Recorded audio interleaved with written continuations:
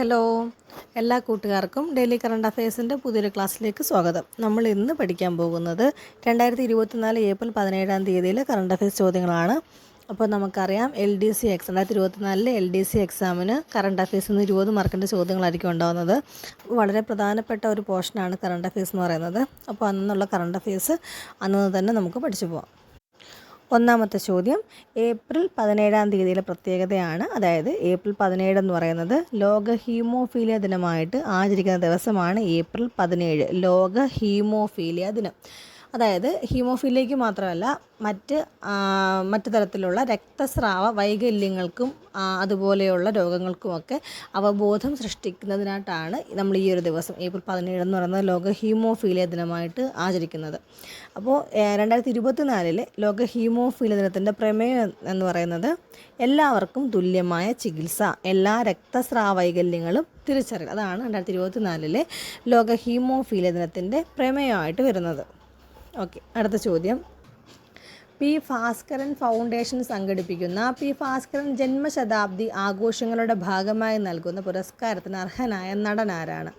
അത് രാഘവനാണ്. Raghavan. P Bhaskaran foundation സംഘടിപ്പിക്കുന്ന P Bhaskaran ജന്മശതാബ്ദി ആഘോഷങ്ങളുടെ ഭാഗമായി നൽകുന്ന പുരസ്കാരത്തിന് അർഹനായ നടൻ അതാരാണ്?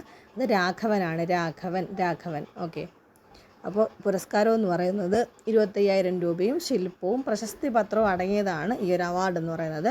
അത് ആർക്കാണ്? നടൻ രാഘവനാണ് ഈ പുരസ്കാരം ലഭിച്ചിരിക്കുന്നത്. അടുത്ത ചോദ്യം, ടൈം മാഗസിൻ പുറത്തുവിട്ട ലോകത്തെ സ്വാധീനിച്ച 100 പേരുടെ പട്ടികയിൽ 2024 ഇടം പിടിച്ച ഇന്ത്യക്കാർ നമുക്കൊരു 5 പേരെ പഠിക്കാനുണ്ട്. ആദ്യം ദേവ് പട്ടേൽ, ചലച്ചിത്ര താരമാണ് ദേവ് പട്ടേൽ. അതേപോലെ ലോക ബാങ്ക് പ്രസിഡൻറ്റ് അജയ് ബംഗ, ലോക ബാങ്ക് പ്രസിഡൻ്റാണ് അജയ് ബംഗ. അതേപോലെ സത്യനാദെല്ല ആരാണ്? നമുക്കറിയാം അല്ലേ, മൈക്രോസോഫ്റ്റ് CEO ആണ്. Microsoft CEO. അടുത്തത് ആലിയ ഭട്ട് എല്ലാവരും കേട്ടിട്ടുണ്ട്. ആലിയ ഭട്ട് ആരാണ്? ചലച്ചിത്ര താരം ആലിയ ഭട്ട്. അതേപോലെ സാക്ഷി മാലിക് ഗുസ്തി താരം. ഓക്കെ, ഒന്നുകൂടെ, ദേവ് പട്ടേൽ, അജയ് ബംഗ, സത്യനാദെല്ല, ആലിയ ഭട്ട്, സാക്ഷി മാലിക് ഗുസ്തി താരം, ആലിയ ഭട്ട് ചലച്ചിത്ര താരം, സത്യനാദെല്ല മൈക്രോസോഫ്റ്റ് CEO, അതേപോലെ അജയ് ബംഗ ലോക ബാങ്ക് പ്രസിഡൻറ്റ്, ദേവ് പട്ടേൽ ചലച്ചിത്ര താരം. ഓക്കെ, അത്രയും പേരാണ് ടൈം മാഗസിന് പുറത്തുവിട്ട ലോകത്തെ സ്വാധീനിച്ച 100 പേരുടെ പട്ടികയിൽ 2024 ഇടം പിടിച്ച ഇന്ത്യക്കാരായിട്ട് വരുന്നത്. അടുത്ത ചോദ്യം, 2024 ഏപ്രിലിൽ സൂര്യഗ്രഹണ സമയത്ത് നാസയുടെ സൗണ്ടിങ് റോക്കറ്റ് ദൗത്യത്തിന് നേതൃത്വം നൽകിയ ഇന്ത്യൻ വംശജനായ ശാസ്ത്രജ്ഞനാരാണ്? അത് ആരോഹ് ബർജാത്യ. 2024 ഏപ്രിലിൽ സൂര്യഗ്രഹണ സമയത്ത് നാസയുടെ സൗണ്ടിങ് റോക്കറ്റ് ദൗത്യത്തിന് നേതൃത്വം നൽകിയ ഇന്ത്യൻ വംശജനായ ശാസ്ത്രജ്ഞനാണ് ആരോഹ് ബർജാത്യ. അടുത്ത ചോദ്യം, QS വേൾഡ് യൂണിവേഴ്സിറ്റി റാങ്കിങ്ങിൽ 20ാമത്തെ റാങ്ക് നേടിയ ഇന്ത്യൻ സർവകലാശാല. QS വേൾഡ് യൂണിവേഴ്സിറ്റി റാങ്കിങ്ങിൽ 20ാമത്തെ റാങ്ക് നേടിയ ഇന്ത്യൻ സർവകലാശാലയാണ് ജവഹർലാൽ നെഹ്റു യൂണിവേഴ്സിറ്റിയാണ് QS വേൾഡ് യൂണിവേഴ്സിറ്റി റാങ്കിങ്ങിൽ 20ാമത്തെ റാങ്ക് നേടിയ ഇന്ത്യൻ സർവകലാശാല.